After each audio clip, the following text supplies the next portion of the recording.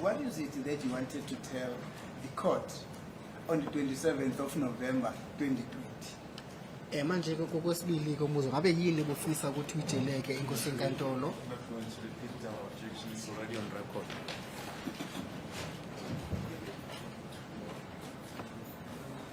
Uyanqaba kumshushisa ukuthi usho lokho athi ngeke aphinde izathu zakhe ngoba bevele bengasakushiya.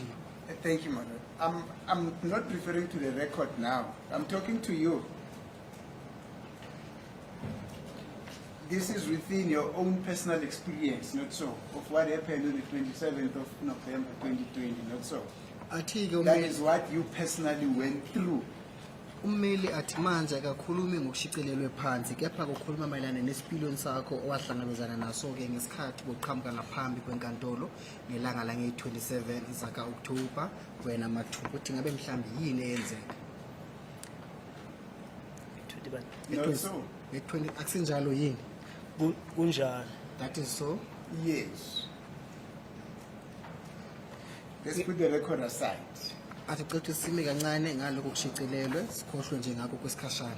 That which you wanted to tell the magistrate when you raised up your hand and said, "My lord, can I please address this issue with the court?" And the magistrate says to you, "No, I don't want to hear anything. I've asked you about the bail. Answer me on the bail thing."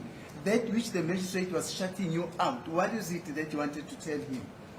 Ukhumbule khona zathi khona la athumele khona la wathena waphamisa isandla sakho khona wathi khona into obufisa ukuyitshela ke inkantolo kepha ke umanje wakuvimba wathi cha yena akakubuzile ngalokho ke kepha umbuzo wakhe ukuthi ngabe uyafisa yini ukuletha isicelo sakho sebhayili bese wena kwathi khona into obufisa ukuthi utshele inkantolo manje umbuzo ukuthi ngabe yini kahle le kade ufisa ukuthi utshele inkantolo futhi ngelanga la nge-27 zaka November unyaka ka-2020 ngesikhathi esibuvela phambi kwenkantolo okwesibili.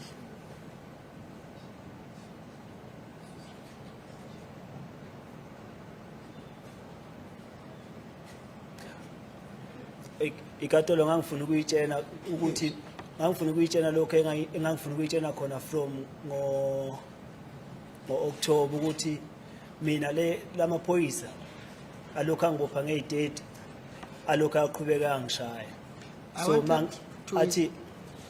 wanted to tell the court that I was arrested from the 30th, and ever since I got arrested on the 30th, I have been assaulted by the police. Athi mina ngabulala uSenzo mangiwatshela ukuthi angazi lutho ukufa kukaSenzo alokho aqhubeka angishaya.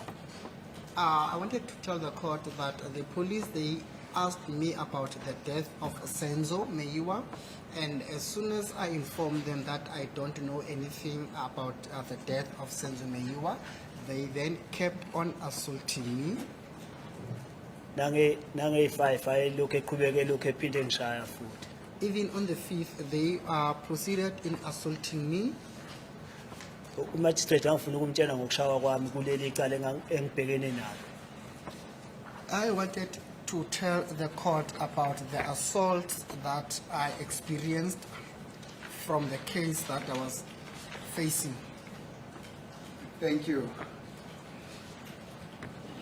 Then after you were not afforded that opportunity to put across such vital information, then the court processes went on and the case was ultimately remanded, not so, to the